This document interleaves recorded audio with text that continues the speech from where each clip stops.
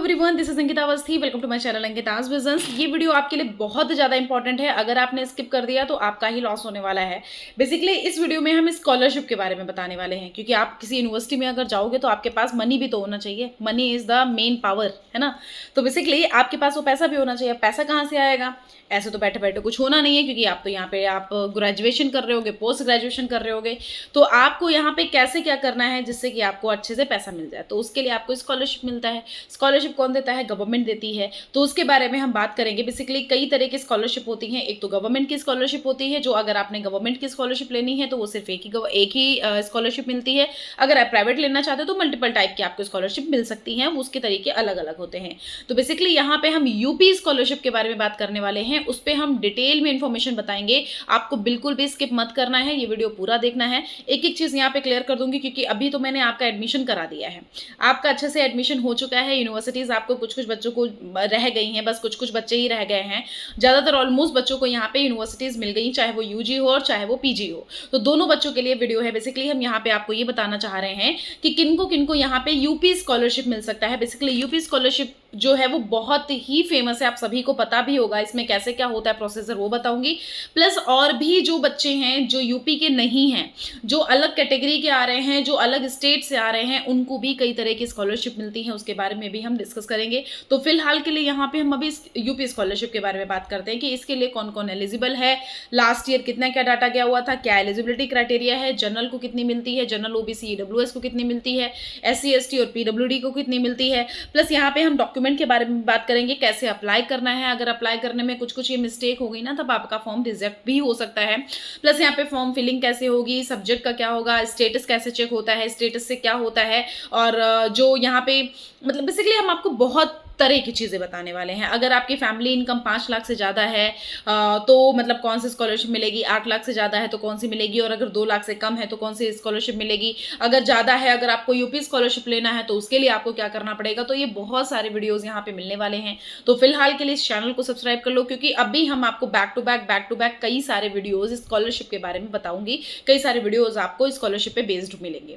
तो फिलहाल के लिए यहाँ पे आपको चैनल को करना है सब्सक्राइब, क्योंकि आप सभी बच्चों को, ऐसा तो है नहीं सिर्फ हम यूपी वाले बच्चों को ही लेके बैठे रहेंगे, हम सभी स्टेट के बच्चों को हम बता देंगे कि कौन सी आपको स्कॉलरशिप मिल सकती है, चाहे वो एनएसपी से हो या कैसे भी हो, हम आपको बता देंगे। आप इस चैनल को सब्सक्राइब कर लेना, आपको स्कॉलरशिप के बारे में यहाँ पे क्लियरेंस मिल जाएगी, कौन कौन सी स्कॉलरशिप आप बाहरी बच्चों को भी मिल सकती है। ठीक है, तो फिलहाल के लिए हम यूपी स्कॉलरशिप के बारे में क्लियर करना चाह रहे हैं। तो देखो, अगर आपको गवर्नमेंट की कोई भी स्कॉलरशिप चाहिए होती है तो वो एक ही मिलती है। अगर आपको मल्टीपल चाहिए होती है कि हमको इधर भी मिल जाए, इस सेक्टर में मिल जाए, उस सेक्टर में मिल जाए, तो उसके लिए प्राइवेट आपको उधर देखना पड़ता है। तो उसके लिए यहाँ पे हम आपको वीडियोस प्रोवाइड कर देंगे।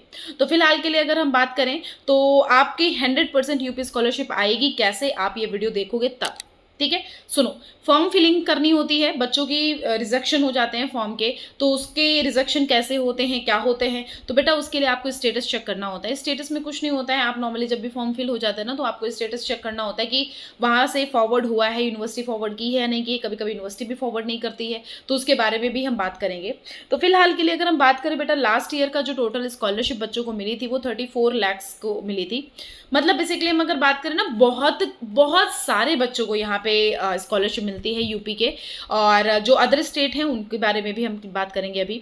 एलिजिबिलिटी अगर देखेंगे तो एलिजिबिलिटी के लिए अगर हम बात करेंगे तो जनरल, ईडब्ल्यूएस और ओबीसी की जो एलिजिबिलिटी है वो बेटा 2 लाख से कम की होनी चाहिए। अगर आपकी जो इनकम सर्टिफिकेट है, आपके इनकम सर्टिफिकेट पे 2 लाख से कम का यहाँ पे सैलरी लिखा होगा, तभी बेटा आपको यहाँ पे यूपी स्कॉलरशिप मिल सकती है।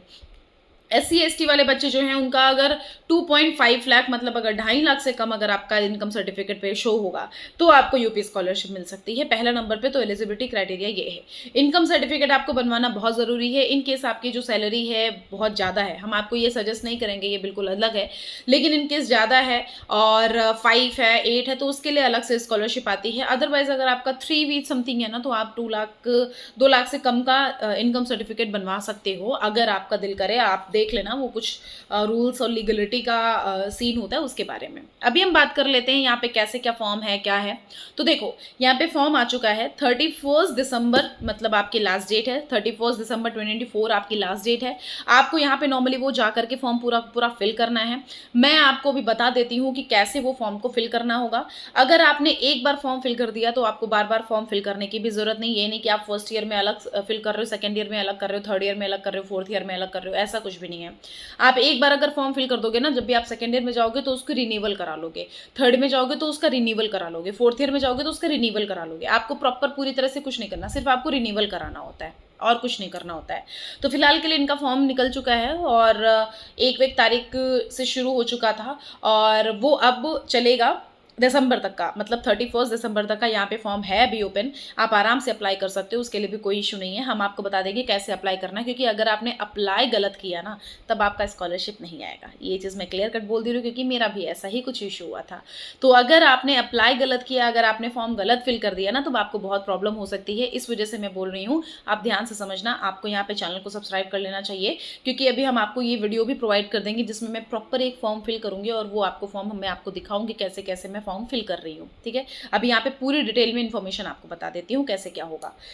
फिर हम बात कर लेते हैं कि जनरल और SC ST इन सब का बच्चे का आता कितना है स्कॉलरशिप। तो देखो जनरल OBC और AWS वाले जो बच्चे होते हैं उनका 60K पर ईयर, मतलब 60,000 पर साल का आता है। और जो SC ST वाले बच्चे होते हैं उनका कभी कभार 1.1 लाख होता है। वो डिपेंड, ये जो स्कॉलरशिप है ना ये बड़ा डिपेंड करती है आपकी फीस पे। 2 टाइप से मिलता है, कैसे क्या हम आपको बता देते हैं। एक तो उसमें ऐसा होता है कि जो आपका यहाँ पे फीस होती है उतना मिलता है, प्लस 10 या 15,000 रुपए एक्स्ट्रा मिलते हैं, ऐसा होता है, मतलब स्कॉलरशिप मिलती है।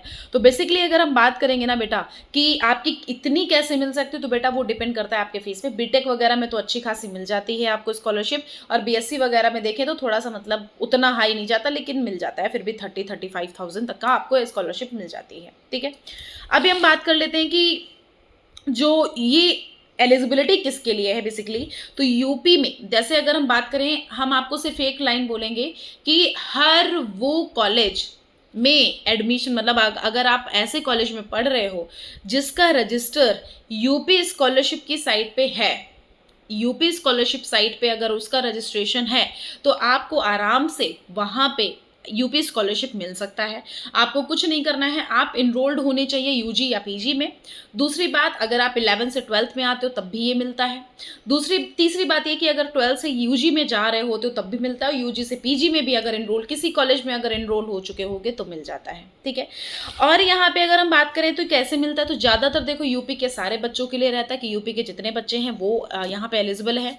यूपी का कोई ऐसा बच्चा है जो जा करके बाहर पढ़ाई कर रहा है, तो जिस भी आप कॉलेज या जिस भी यूनिवर्सिटी में आप बाहर जाकर के पढ़ाई कर रहे हो, वो यूनिवर्सिटी को देखना कि क्या वो यूनिवर्सिटी यूपी स्कॉलरशिप वाले पे रजिस्ट्रेशन करके रखी है या नहीं करके रखी है। अगर उसने रजिस्ट्रेशन करके रखा होगा तो आपको यहाँ पे यूपी का स्कॉलरशिप मिल जाएगा। लेकिन आप यूपी के कैंडिडेट होने चाहिए, ये चीज़ आपको पता होनी चाहिए। यूपी का आपका कैटेगरी सर्टिफिकेट, आपका कैटेगरी और इनकम सर्टिफिकेट सब कुछ वैसे लगता है, इस वजह से। तो आपको ये ध्यान देना चाहिए कि आपको यूपी के होना बहुत ज़रूरी है। अगर आप बाहर कहीं जा रहे हो तो आप देख लेना वो कॉलेज या यूनिवर्सिटी क्या यूपी में रजिस्ट्रेशन पे है, क्या स्कॉलरशिप पे रजिस्टर्ड है या नहीं है। अब हम बात कर लेते हैं यहाँ पे डॉक्यूमेंट्स की। डॉक्यूमेंट बेटा 10th 12th का आपका मार्कशीट और सर्टिफिकेट लगता है। इनकम सर्टिफिकेट और आधार, ये कास्ट सर्टिफिकेट ये लगता ही लगता है। अगर आप नहीं लगाओ जनरल AWS के, जनरल के लिए तो ऐसा कोई इशू नहीं है। इनकम सर्टिफिकेट तो आपका लगेगा सबके लिए, लेकिन कास्ट सर्टिफिकेट का ऐसा कोई इशू नहीं है जनरल के लिए। लेकिन अगर आप EWS हो तो आपको इकोनॉमिकली जो वीकर वाला सर्टिफिकेट है वो लगाना होता है। आधार कार्ड लगाना होगा, बैंक अकाउंट पासबुक जो कि आधार कार्ड से बेटा लिंक होनी चाहिए। अगर आपके लिंक नहीं है तो अभी जा करके लिंक करा लेना। आप लिंक कराओगे ना तभी पैसा आएगा, वरना पैसा आपके पास पे विड्रॉल नहीं होगा। ठीक है, तो आप ये चीज़ देख लेना। एडमिशन लेटर, मतलब जब भी आप यूनिवर्सिटी में जाते हो कभी कभी इनरोलमेंट नंबर मांग लेता है और कभी कभी नहीं होता है, तो आप एडमिशन लेटर भी दे सकते हो, क्योंकि आप जब जाते हो ना तो उस टाइम पे इनरोलमेंट नंबर उस टाइम पे एकदम से नहीं मिला हुआ होता है किसी किसी कॉलेज में। अगर मिला हुआ हो तो आप वो दे दो, अगर नहीं मिला हुआ तो आप एडमिशन की स्लिप दे सकते हो, मतलब एडमिशन लेटर डाल सकते हो। प्लस अगर इन केस आप बीटेक वगैरह में ले रहे हो तो आपको जैसे जेई के थ्रू आ रहे हो तो बेटा जेई मेन का आपको यहाँ पे रिजल्ट जरूर ही देना होगा, उसकी फोटोकॉपी आपको मैंडेटरी है। प्लस प्लस यहाँ पे फीस रिसिप्ट, जो कॉलेज में आपने फीस सबमिट करी है उसकी रिसिप्ट आपको देनी पड़ेगी। इन केस अगर आप हॉस्टल में एडमिटेड हो तो बेटा हॉस्टल आपको देना पड़ेगा, हॉस्टल की फीस स्लिप यहाँ पे लगा देनी पड़ेगी। अगर आप गैप सर्टिफिकेट, आपका बीच में गैप हुआ है, अगर जैसे हमने बोल दिया कि इन केस आप 12th के बाद आपने 1 साल का गैप लिया है तो बेटा गैप सर्टिफिकेट आपको लगाना पड़ता है। गैप सर्टिफिकेट नॉर्मली तहसील में बन जाता है, कहीं भी कोई लॉयर है होता है नॉर्मल सा तो वो भी बना देता है आपका। अब ये जो मेन आपके डॉक्यूमेंट थे ना, ये मैंडेटरी थे। आपकी ईमेल और मेल ये सारा सब कुछ तो लगना ही है, मेल और मोबाइल नंबर ये सारा सब कुछ। अप्लाई कैसे करना है, हम आपको अप्लाई के लिए एक अलग से शॉर्ट वीडियो बना के दे देते हैं, आप वो वीडियो देख लीजिएगा, आपको एक एक चीज़ क्लियर हो जाएगी।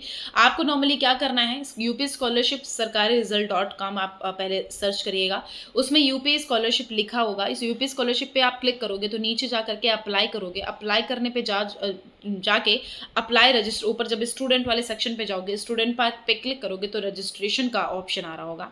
रजिस्ट्रेशन करोगे, आप प्रॉपर रजिस्ट्रेशन कर दोगे, आगे प्रोसीड करते जाओगे, नेक्स्ट करते जाओगे, आपका प्रॉपर पूरा फॉर्म फिल हो जाएगा। लेकिन फॉर्म तब फिल करना जब मैं यहाँ पे चैनल पे फिल कराऊंगी, इससे पहले अपना फॉर्म मत फिल करना। हम आपको ये चीज़ क्लियर कर दे रहे हैं। हम आपको जब यहाँ पे फॉर्म फिल कराएंगे ना तो वही स्टेप बाय स्टेप आप यहाँ पे फॉलो करते रहना, ठीक है। ये चीज़ हो गई। अभी हम बेटा इस चीज़ की बात कर लेते हैं कि कैसे क्या यहाँ पे प्रोसीजर होता है। तो देखो, जब आप अप्लाई कर देते हो ना तो आप अप्लाई करने के बाद आपको चेक कराना होता है, उसका नॉर्मली प्रिंट निकलवा लो।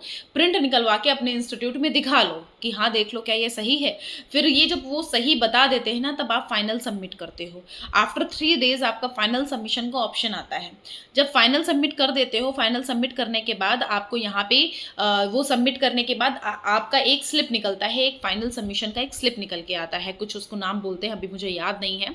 तो वो निकल के आ जाता है। वो जब आता है ना तो उसके बाद उस स्लिप को लगा करके आप अपने इंस्टीट्यूट में फाइनल सबमिट कर देते हो जा करके, ठीक है।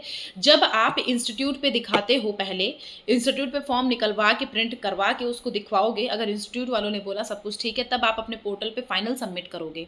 फाइनल सबमिट कर देने के बाद फिर आपका जब वो 3 दिन बाद आपका यहाँ पे एक स्लिप आ जाती है जनरेट होकर के, वो आपको यहाँ पे फॉर्म ले करके ऐड करके लगा करके यहाँ पे फाइनल सबमिशन आपको डिपार्टमेंट में अपने कर देना होता है। मतलब जब भी आप कोई भी SC/ST सेल है, अगर BBAU में देखोगे, BHU में, मतलब ऑफिस में आपका सबमिट हो जाएगा, ठीक है। ये आपका प्रॉपर एनालिसिस था, जो मैंने बताना था वो बता दिया। आपको कैसे चेक करते रहना है आगे, आप जब भी देखो सारा डाटा शो होता है। आप स्टेटस पे जाओगे ना, स्टेटस पूरा शो होता है कि आपका फॉर्म क्या यूनिवर्सिटी से निकल गया, यूनिवर्सिटी से निकलने के बाद कहाँ पहुँचा, किस किस उसने डिपार्टमेंट ने आपका, मतलब जैसे अब जब बाहर जाता है तो किसने किसने, फाइनेंशियल डिपार्टमेंट ने और आपका बैंक ने उसको अप्रूवल दिया है या नहीं दिया है, ये सब भी उसमें आ जाता है। अगर आपका इन केस कोई कन्फ्यूज़न या इन केस कुछ एरर होता है तो वो रेड कलर से बन के आ जाता है, वो भी आपका सॉर्ट आउट हो जाता है। तो ये सारी चीज़ें आप देखते रहना। स्टेटस के लिए भी हम आपको बता देंगे जब हम यहाँ पे फॉर्म फिल कराएंगे इस चैनल पे, तो आप एक बार देख लीजिएगा। अदरवाइज बेटा अब हम कई सारे ऐसे वीडियोज़ बनाएंगे ना, जल्दी जल्दी ऐसे वीडियोस अपलोड कर देंगे जिसमें 1 दिन में या 2 दिन के अंदर ही मैं आपको सारे स्कॉलरशिप के बारे में बता दूंगी। तो आप उसके लिए अपना फॉर्म फिल कर देना। फॉर्म फिलिंग भी हम यहाँ पे इस चैनल पे करा देंगे।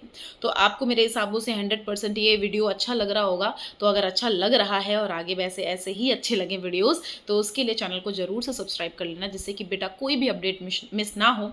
क्योंकि अब जब आप किसी यूनिवर्सिटी या कॉलेज में जा रहे हो तो उस टाइम पर आपको एग्ज़ाम देना पड़ता है, और यूजी के बच्चे तो पहला एक्सपीरियंस होता है, पीजी वाले बच्चों के पास चलो पहले से रहता है। तो अब कन्फ्यूज़न होती कैसे ही हम एग्ज़ाम लिखें, कैसे पेपर दें, क्या सिलेबस है, क्या नोट्स है, कैसे क्या होगा। हम कांटेक्ट आपका सीनियर से कराएंगे। आपको प्रीवियस ईयर के क्वेश्चन पेपर यहाँ पे इसी चैनल पे मतलब प्रोवाइड कराऊंगी। तो आप बिल्कुल टेंशन मत लो, हम आपको बता देंगे। आप इसी वजह से मैं बोल रही हूँ चैनल को सब्सक्राइब कर लेना, क्योंकि जब आप वहाँ पढ़ते हो ना तो उसकी भी प्रिपरेशन हम यहाँ पर कराना शुरू करेंगे। डन, मेरे हिसाब से सब कुछ क्लियर हो गया है, तो आप टेंशन मत लेना। मैं हूँ यहाँ पे, मैं सब कुछ बता दूंगी, ठीक है। चलो, थैंक यू सो मच।